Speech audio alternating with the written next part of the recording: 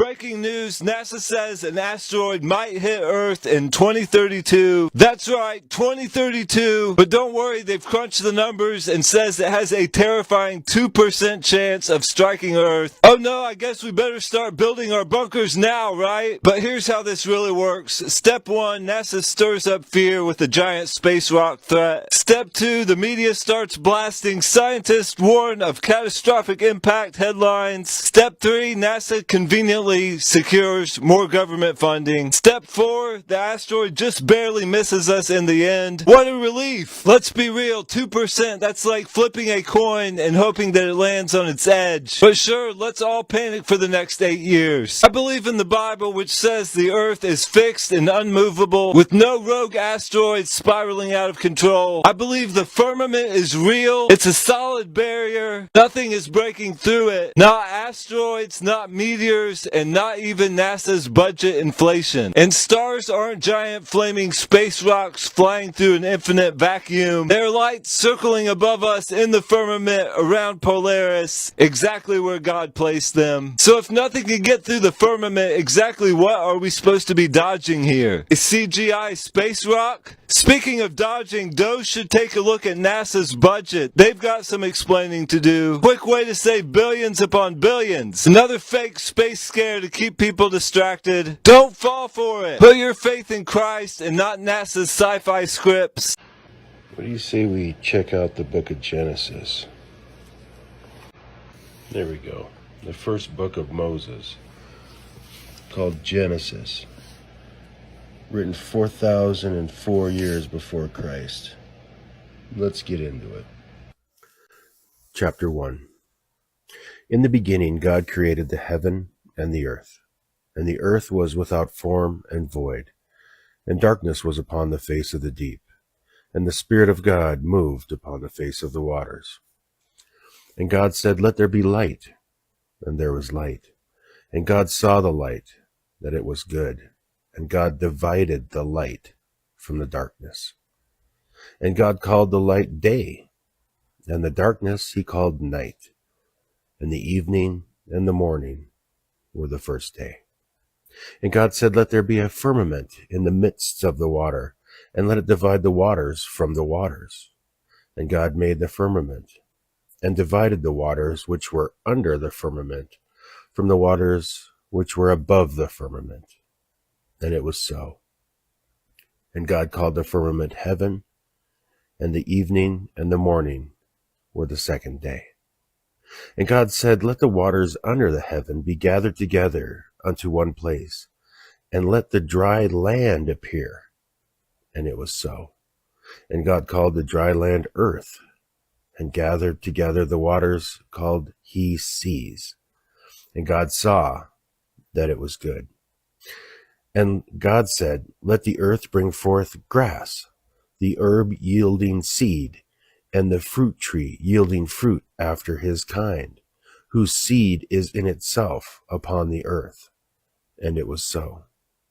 And the earth brought forth grass and herb yielding seed after his kind, and the tree yielding fruit, whose seed was in itself after his kind. And God saw that it was good. And the evening and the morning were the third day. And God said, "Let there be lights in the firmament of the heaven, to divide the day from the night, and let them be for signs, and for seasons, and for days and years. And let them be for lights in the firmament of the heaven to give light upon the earth." And it was so. And God made 2 great lights, the greater light to rule the day, and the lesser light to rule the night. He made the stars also. And God set them in the firmament of the heaven to give light upon the earth. So the other night, I'm sitting on the back patio and I'm talking to my husband and we looking at the moon, right? And I just started noticing like how bright it was, because where we are now is super dark in the back and we can see the stars and the moon. It's beautiful. And a lot of you know that I had the opportunity to teach 4th grade math and science this past school year. And in these books, they wanted us to teach the students that the moon is a reflection of the sun. And this is what a lot of people believe, because even if you were to look it up, it says that the moon is a reflection of the sun. Then it really got me thinking, like, why do we believe that as Christians? Now, if you're not a Christian and you don't believe in the Bible cosmology, this video is not for you. This video is for Christians who latch on to what society tells us and don't check it by reading your Bible. The Bible tells us in Genesis that the Most High created two lights, one to rule the day and one to rule the night. It never talked about that the moon was a reflection of the sun, ever. It was always the sun, the moon, and the stars. That was it. Then it got me thinking about how we all believe that the earth is also a sphere that rotates millions of times or thousands of miles per hour. I don't really know, because I don't believe that cosmology. I believe what the Bible says. And y'all know who popped up? Aristotle. Why are we listening to Aristotle? When Aristotle was a known pagan and atheist, he hated the God of the Bible. So why would we take knowledge that he has imparted into this society and we would actually run with it? And it's in direct contradiction to the scriptures. Make it make sense. So this is why a lot of people like me will come on here and say that I can tell that you have not read the Bible, or that you just maybe heard a story at church and then you let it go and you never went back, because when you actually read the words, how could anybody else come up with anything else different? So this is a call for action. You all need to go back and read. Start in Genesis. I'm reading Genesis with my children now, and we're gonna go chapter by chapter, and we're just gonna read it. And just know that the Most High has never changed. Never changed. Here's something I bet you didn't learn at church on Sunday. Did you know that the Bible tells us that the earth is flat and has a firmament? In order to talk about this, we have to go all the way back to the beginning. Genesis. In the beginning, God created the heavens, remember that word for later, and the earth. That word for heavens is shamayim. And God said, "Let there be a firmament in the midst of the waters, and let it divide the waters from the waters." Thus God made the firmament and divided the waters which were under the firmament from the waters which were above the firmament, and it was so. And God called the firmament heaven. Now the word for firmament means an extended surface, a solid, an expanse, firmament, an expanse, flat as the base and support, firmament, a vault of heaven supporting the waters above, considered by Hebrews as solid and supporting the waters above. And the Strong's tells us that it's an expanse, the firmament or apparently visible arch of the sky, the firmament. Now it says that he called the firmament heaven. And remember, in verse 1, or where we were at up above, it said that it was heavens, plural. Okay, so heaven, let's look at that word. Shemaim. It's the same word as up above when we were in the previous verse. And the Strong's describes this word as meaning from an unused root meaning to be lofty, the sky, alluding to the visible arch in which the clouds move, as well as the higher ether where the celestial bodies revolve. So most people think that it would look something like this. Here's your earth, sun, moon, stars, and a firmament. In the book of Job, it says it takes on form like clay under a seal and stands out like a garment. So what does that mean, clay under a seal? Well, this is what it would look like. So you have like the round seal, but it has like this edge around it. And here's another example. And then here it says, "Heaven is my throne and earth is my footstool." Anybody ever wonder why they called Yah the Most High God? It's because he sits in the Most High firmament. And again, that word for heaven is Shemaim. Now this is from the book of Isaiah. It says, "It is he who sits above the circle of the earth." Circle. Circle. A lot of people will say that this means a globe. But no, it doesn't. And we're going to get into that in just a minute. Let's go look at this word circle. Okay, so this word here means circle, circuit, compass, the vault of the heavens. Compass. Okay? And look, so I know the top got cut off, so we can't really look at the word, right? But we can look at the root word. This is what the root word is. This is what it looks like in the Hebrew. And this right here is what it looks like. This is like the number for the Hebrew word in the concordance. Now, Isaiah knew the difference between a ball, a globe, and a circle. Okay? This is the word from a different verse in Isaiah, where he talks about how Yah is going to ball up his enemies like a ball. And this is the word that he used. Completely different word than the circle and compass word that we just talked about. Ball. Circle. This would mean like a ball or a globe. The other one was like the circle of a compass. Different. But did you know that there's also other things out there that can prove to us that the earth is not what we're told that it is by NASA, science, school? For instance, this book here, I bought it, and it has so many pages full of experiments that you can recreate on your own, that you can test over and over and over again with cameras and different things like that to prove that the earth is not what we're told that it is. And some of these things can actually prove that it's probably more flat than like globular. But that's not all the information I have. So NASA, if you go and click on this, go search for this and click on it, this is the first page, and this is just to show you that this is what I'm telling you that it is. If you go click on that link, this is what's going to come up. And then you scroll down to page 7. It says that this is a report that details the development of the linear model of a rigid aircraft of constant mass flying over a flat, non-rotating Earth. Y'all, NASA is using, in their calculations, like models, okay? They are using calculations of a flat, non-rotating Earth.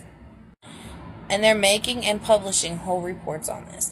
That's not all. Did you know that every picture that we see of Earth, the sun, the moon, other planets, all of these things that come from NASA that they publish and say that they're pictures of, right?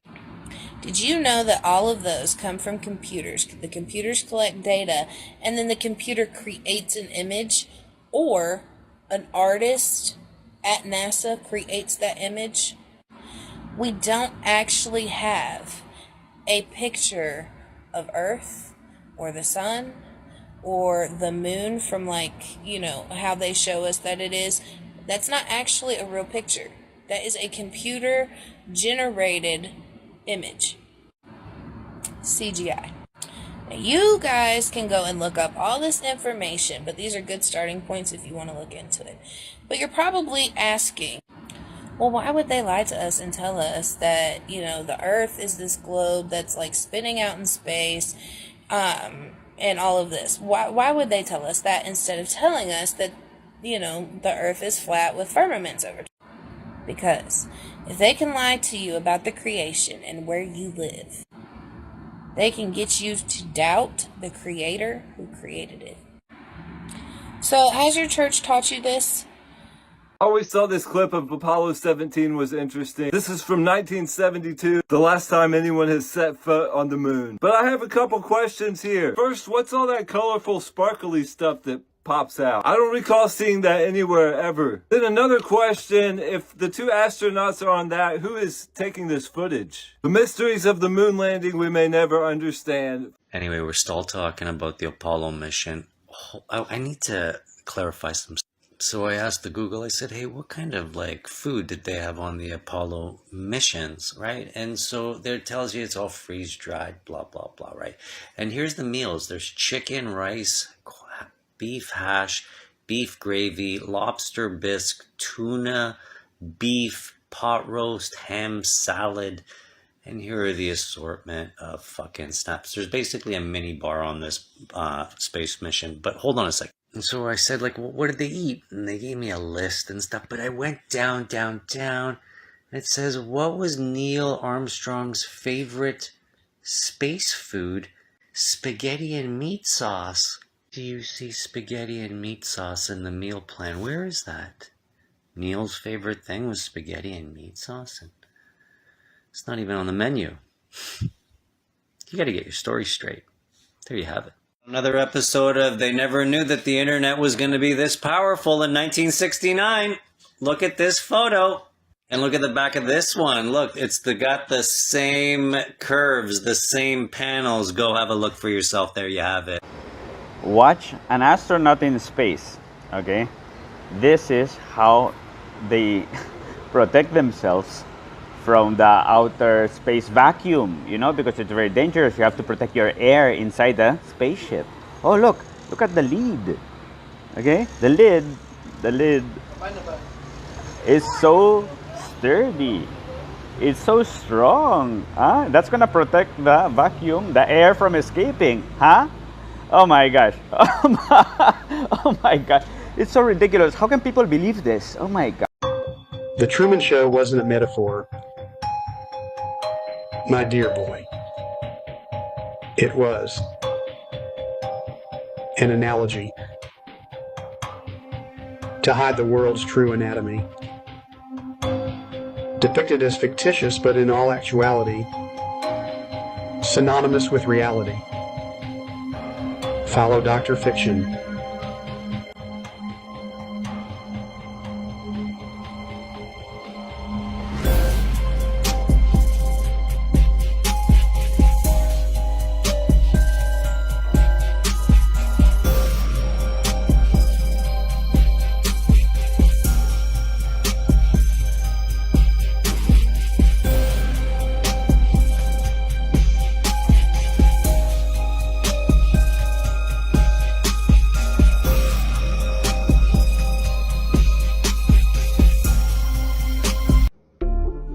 There's something in the center of the earth that's magnetic. That's why compasses work on a flat earth. They only work on a level plane because they're drawn to the center. Something is magnetic in the center. That's how they work. It's the Alexander Gleason map of 1892. You come over here to 1569. This is the Mercator. This is a projection. This is a blown up projection of the North Pole. Back then, they knew that there was a black magnetic rock sitting right in the center of the North Pole. They called it Rupus Nigra. These maps were not fictional. They didn't make this stuff up. They worked really hard on documenting this stuff. This is the Urbano Montes map, 1587. It's the same time, 1569, 1587. They worked hard on this stuff. This is the earliest accepted map of the world. Come over here, 1892, Gleason, everything's frozen. We can't see anything. We can't see the four rivers that go to the center. Same thing here, he's got the four rivers, right?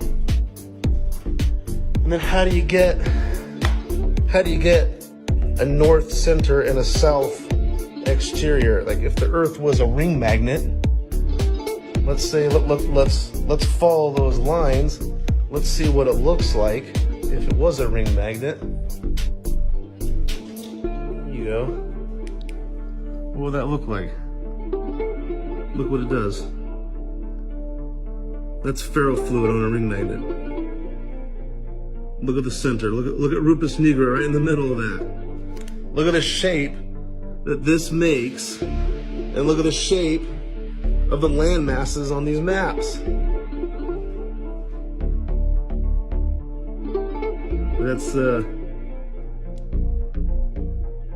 That's just wild. That's just wild.